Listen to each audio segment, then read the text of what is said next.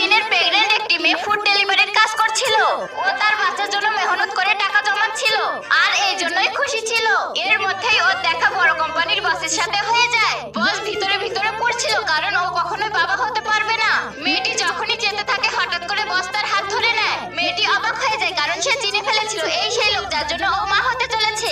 বস মজা করে বলে, কি হয়েছে, এক মাস ধরে আমার থেকে লুকাচ্ছ, আমাকে এত ভয় পাও? মেয়েটি চুপ থাকে। তখনই পরিবেশ আরো আজব হয়ে যায় যখন বসের অ্যাসিস্ট্যান্ট আসে আর মজা উড়িয়ে বলে, বস তো মেয়েদের ব্যাপারে দুর্বল। মেয়েটির কাছে আর কোনো অপশন ছিল না, ও বাধ্য হয়ে বলেই দেয়, না এমনটা না, ও একদম ঠিক আছে।